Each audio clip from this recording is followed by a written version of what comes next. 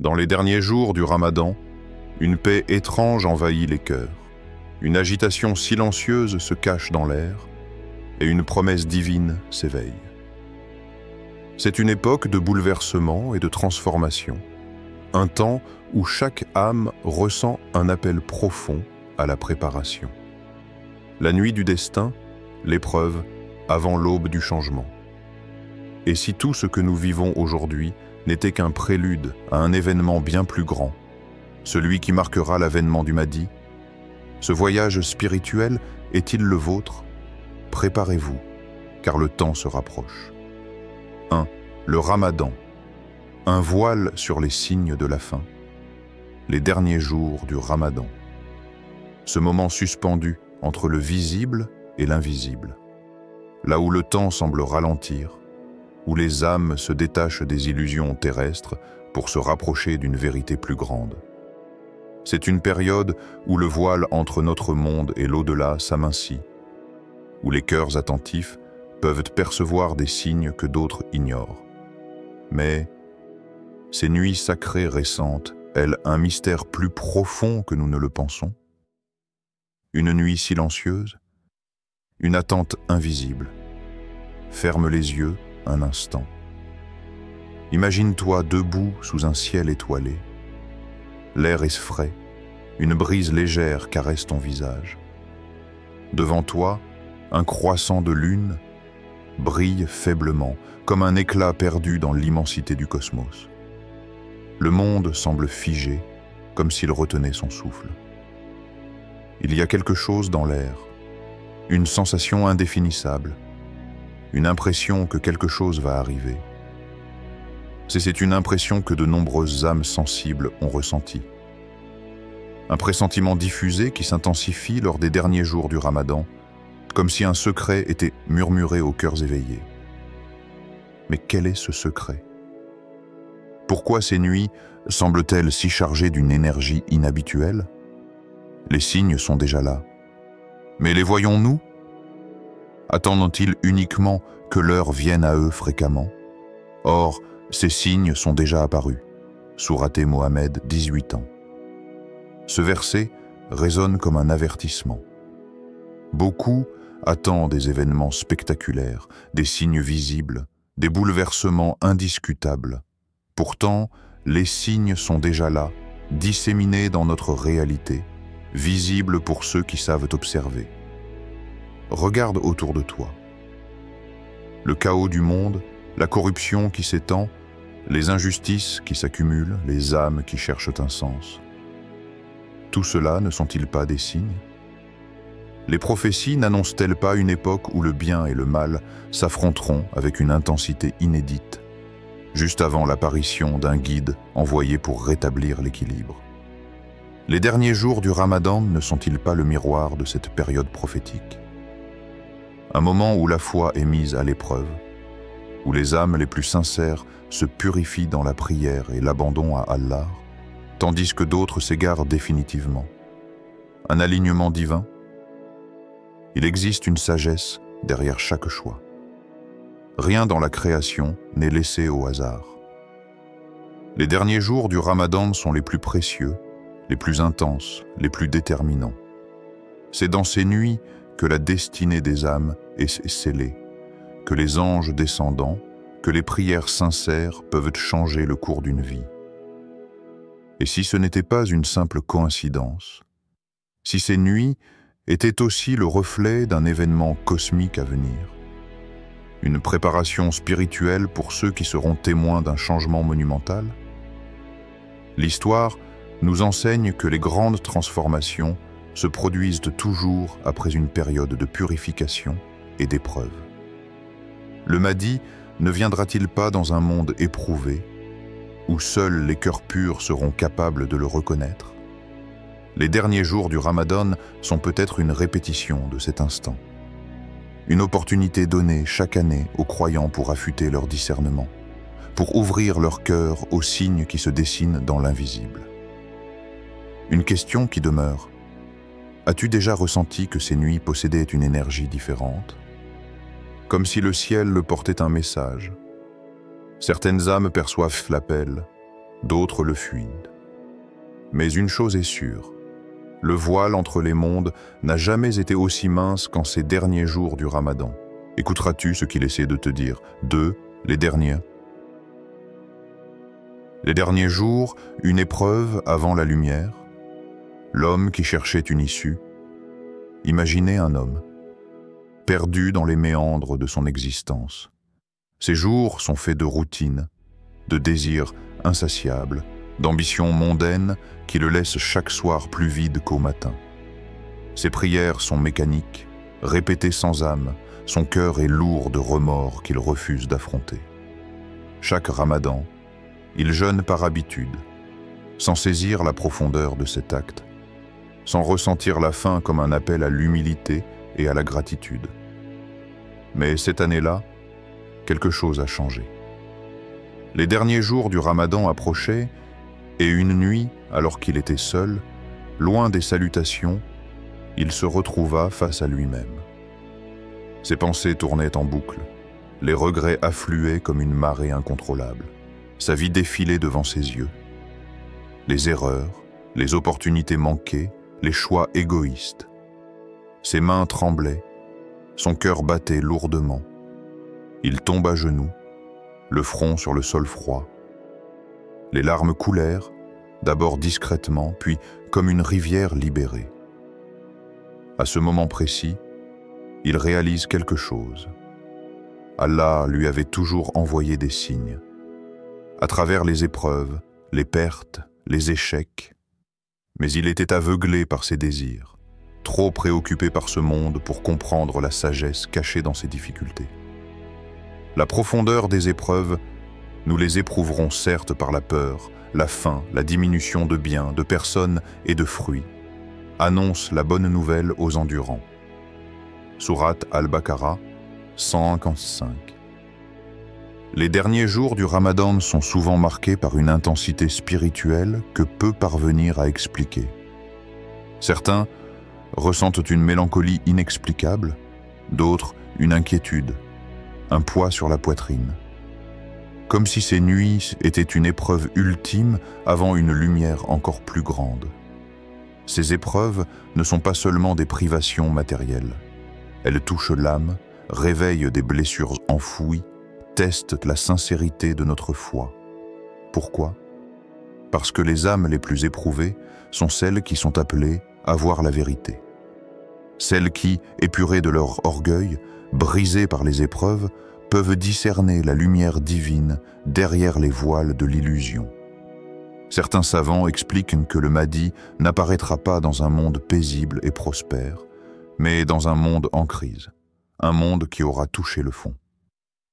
De la même manière, ces derniers jours du Ramadan ne symbolisent-ils pas la fin d'un cycle d'épreuves pour laisser place à une aube nouvelle?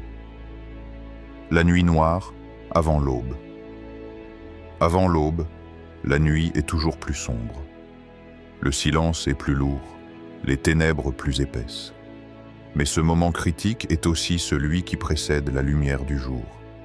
Et si nos âmes présentent ce même schéma? Une obscurité intense, un doute profond, une lutte intérieure avant d'atteindre une clarté inattendue. Nombreux sont ceux qui, lors des derniers jours du Ramadan, ressentent un vide étrange, un appel intérieur qu'ils ne parviennent pas à comprendre. Un sentiment de recherche sans réponse.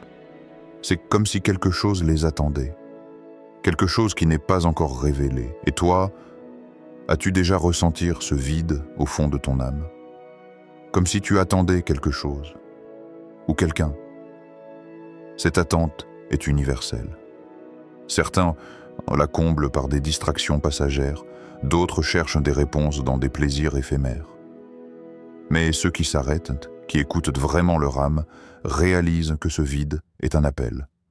Un appel à revenir à Allah, à purifier son cœur, à se préparer à l'inattendu. L'épreuve avant la lumière divine. Les prophéties parlent d'un temps où l'injustice et la corruption attaquent leur paroxysme.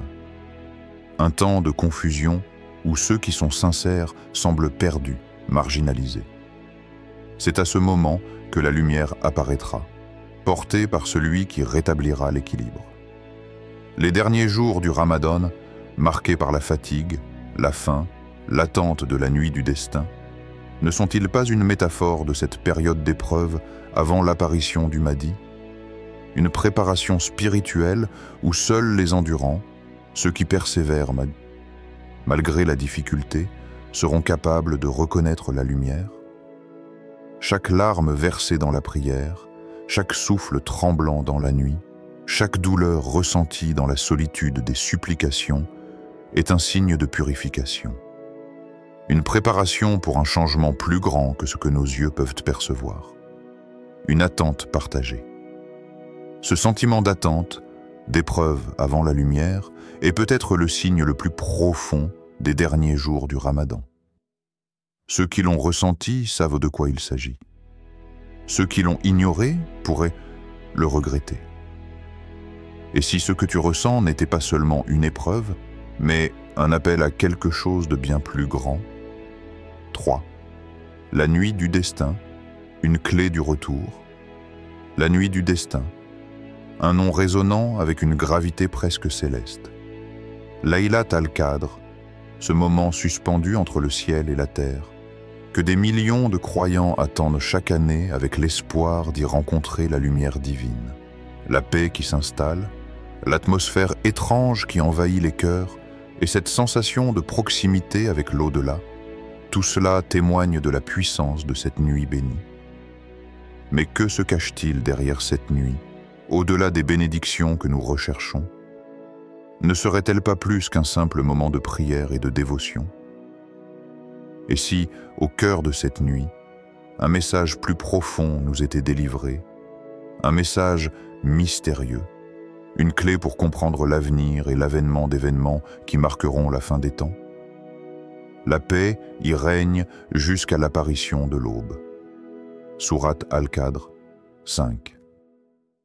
Que signifie cette paix?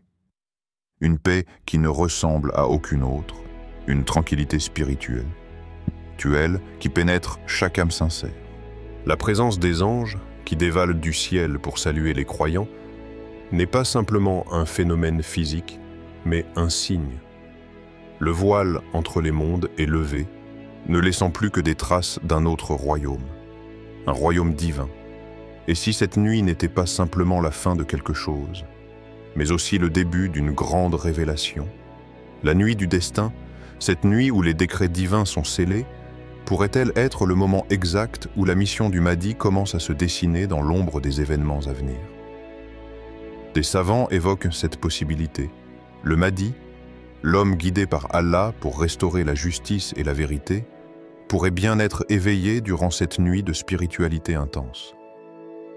Les échos des prophéties suggèrent que l'apparition du Mahdi se produira non pas dans un moment de chaos ou de guerre, mais dans une période de profonde tranquillité spirituelle, une nuit de paix où les âmes seront prêtes à recevoir la vérité.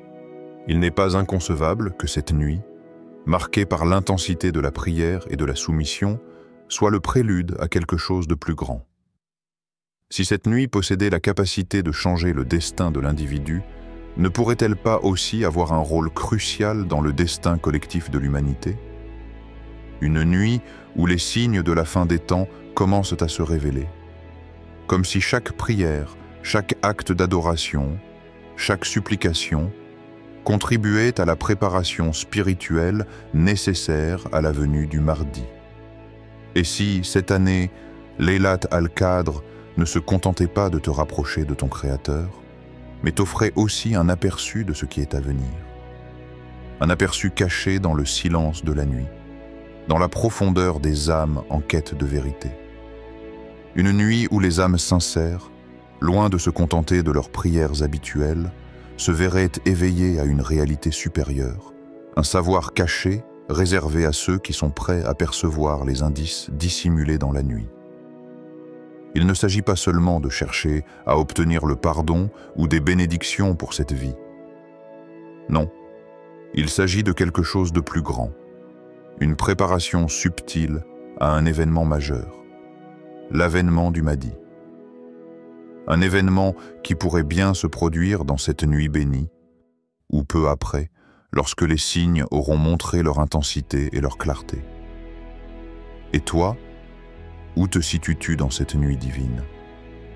Cherches-tu uniquement des bénédictions pour ta vie, ou es-tu prêt à recevoir un message qui changera ton regard sur la réalité et te guidera vers une vérité cachée, loin de ce que tu imagines? La nuit du destin est-elle la clé d'un événement caché dans les plans divins? Et si, en cette nuit, tu pouvais entrevoir un fragment du grand destin qui t'attend, une porte ouverte vers un futur mystérieux? 4. L'épreuve avant l'aube du changement. Imaginez, c'est la nuit des derniers jours du Ramadan. Tout semble calme, mais dans l'air, une agitation étrange s'installe, une lourdeur difficile à définir.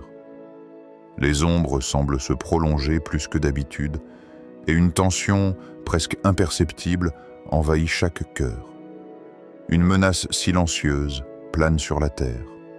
Une menace invisible, mais bien présente, que beaucoup ignorent ou préfèrent ne pas voir.